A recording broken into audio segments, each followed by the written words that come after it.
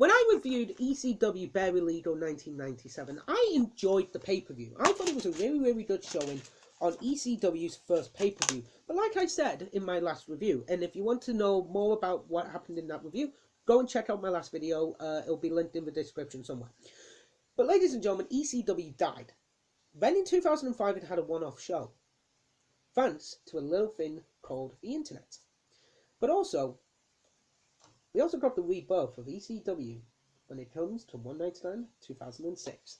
And ladies and gentlemen, welcome to the Classic Wrestling Series, and welcome to my part 2 of my ECW, of my quick jaunt through ECW. Ladies and gentlemen, I have not seen this show since the night it aired, and it was a really, really good show, I thought. But ladies and gentlemen, let's talk about ECW One Night Stand 2005 and 2006. Why 2005? Well, because, ladies and gentlemen, here is the thing. So, ECW was dead in 2001. It was dead, buried, it was literally, it was dead. But then, a little known DVD comes out by the name of The Rise and Fall of ECW. It actually sold tremendously well because a lot of people wanted to know about ECW. And at the time, the network wasn't around. So Rob Van Dam went to Vince McMahon and said, "Hey man, I think this will be a good idea. Why don't we have a one-off show and just have some fun with it? And just do it as a one-off show where people just go, watch the show and just have a fun night with ECW wrestlers." That's a brilliant idea, Rob Van Dam. We'll do it. And then, basically, the wrestlers that were actually wrestling on the show didn't get enough money because WWE paid their fucking talent to actually go to the show. Legit. So, ladies and gentlemen, what happened next? Well, ECW One Night Stand happened, and it was actually a very big success. So, they bring it back with One Night Stand 2006. And this would be the start of ECW WWE. So, let's see what happened. Well, we had Paul Heyman address the crowd like he did back in 2005, only this time he is thanking the crowd and is saying that ECW premieres on Tuesday nights. Yeah, and then the first episode of ECW had a zombie and some man twatting the shit into him with a fucking Cinnamon cane. Byrate! Ladies and gentlemen. But no, it was a big thing at this time. ECW being brought back from the dead was a huge thing for ECW fans. It was an amazing thing as well. But again, a lot of people had stars in their eyes, thinking that it would be just like the old days. And unfortunately, it wasn't. And I'm really sorry to say that. But then we had Taz versus Jerry the King Lawler. The match goes 3 minutes and Jerry Lawler gets tapped out by Taz. And literally, that's the match. Oh, also, Jerry Lawler slaps Joey Styles in the face. Joey Styles runs down, chokes hold onto Jerry, gets thrown off, gets wrapped up in the Taz mission, and taps out. And then Taz and Joey Styles do commentary, which I hate. I don't mind Taz on commentary, but it should have just been Joey Styles as the first one, and then introduce Taz on the TV show. I think that would have worked a bit better, but my opinion doesn't matter.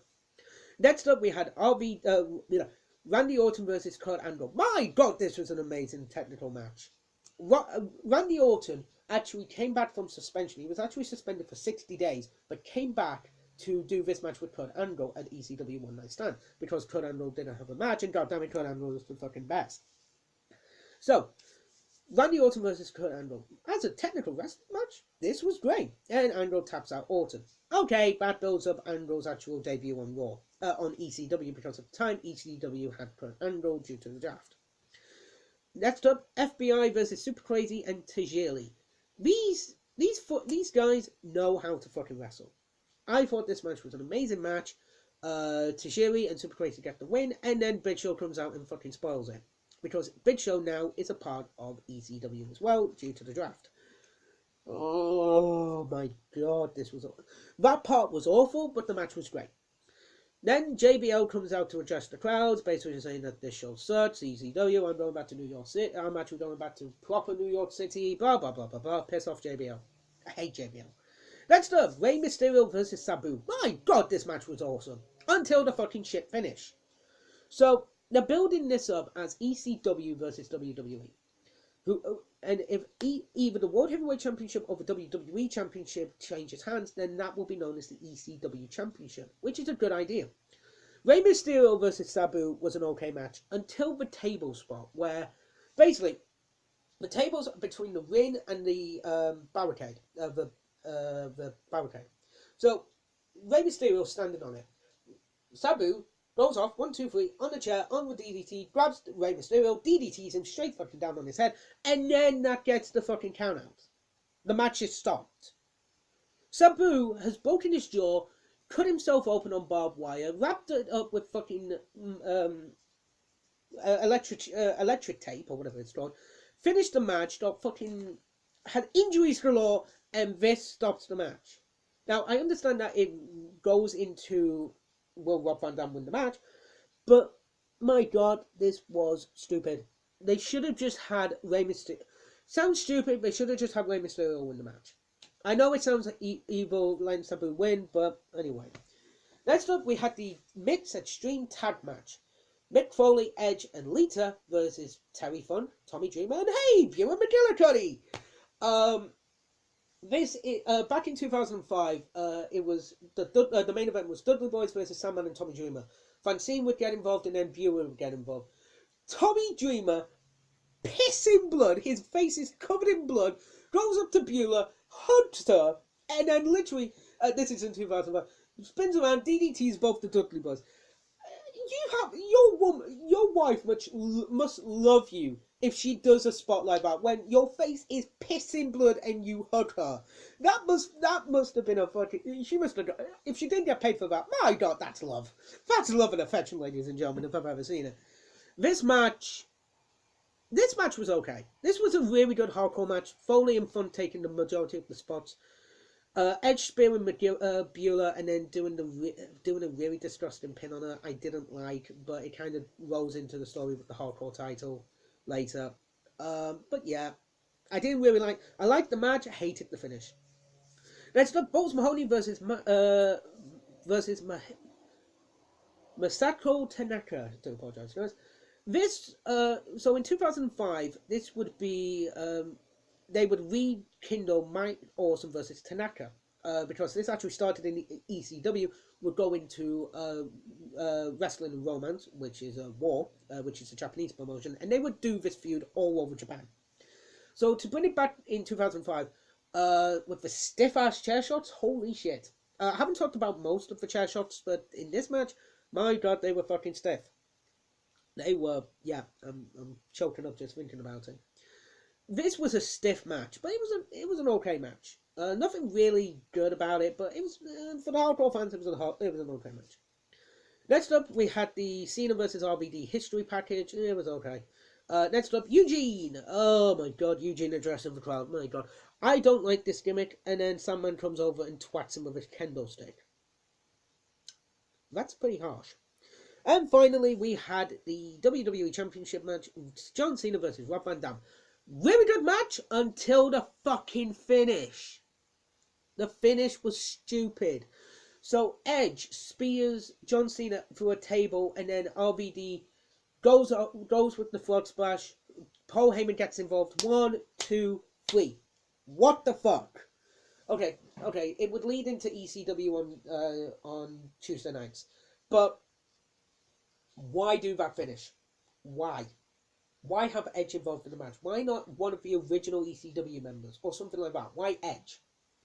Because Edge and Cena were feuding. Okay, big fucking deal. Have one of the ECW guys do it. Jesus Christ. So, overall, it was a good show. But what happened to ECW? Well, the next night, on the premiere episode of ECW on Sci-Fi, yes, it was on Sci-Fi, amazingly, Sci-Fi wanted The Undertaker and Kane. Good fucking luck. You know, they wanted The Undertaker and Kane and build it around those as a horror-themed wrestling show. What the fuck? They did actually get that. I can't remember. I think it was like a TV movie or something stupid like that with Jesse Ventura and Mean Gene Okerlund, if I recall. But what would happen with ECW? Well, ECW would go on and actually do fairly okay. They wouldn't actually have a pay-per-view until December to Dismember. Yeah. We don't talk about this on December to Dismember because that was a fucking awful show. So awful, in fact, that it actually received the lowest buy rate of any WWE pay per view ever, and it actually decided that Paul Heyman would actually leave. He was actually booking ECW and SmackDown at the time, if I recall. And at that time, he just said, "Fuck it, I'm out," and fuck that noise. He was actually fired by WWE, which is really upsetting. I mean, when was it? Sorry about that, guys. I just have to check something. Um, yeah, get lost. Don't care.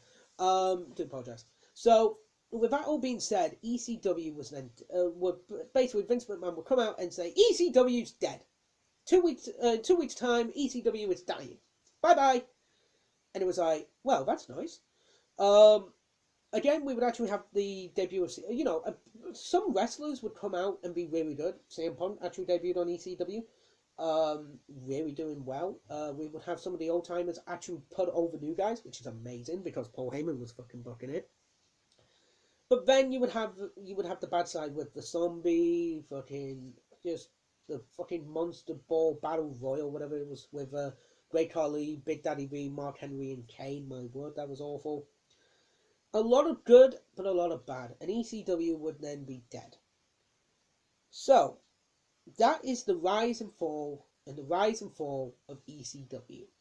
What do I think of ECW? Well, it was a good thing. It was actually in a time where a lot of people weren't doing more hardcore stuff. It was innovative. I mean, hell, WWE and WCW made hardcore championships just because of ECW's success. If that doesn't tell you anything, my God, that's amazing. But ladies and gentlemen, ECW was one of the better things about the world because we got some amazing wrestlers from it. So we have to thank ECW as well for bringing out some wrestlers. But ladies and gentlemen, that concludes my two-part episode on the history of ECW. If you guys would like me to do a few more ECW pay-per-views, leave it in the comment section below. But now, ladies and gentlemen, we're getting close to the end of our episode, and we're getting close to the end of our bags. Now, I will say this: there's two WrestleManias in this bag, but let's see what's next. Okay, there's only 4 left, and we have our winner. Let's see what it is.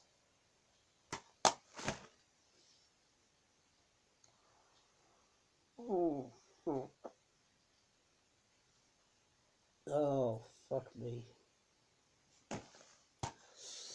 A show that I don't like. There are 2 matches on this card I like, and 2 I don't. Next up, ladies and gentlemen, SummerSlam 2007. I am not happy. Guys, thank you so much for watching the Classic Wrestling series, and I'll see you next week.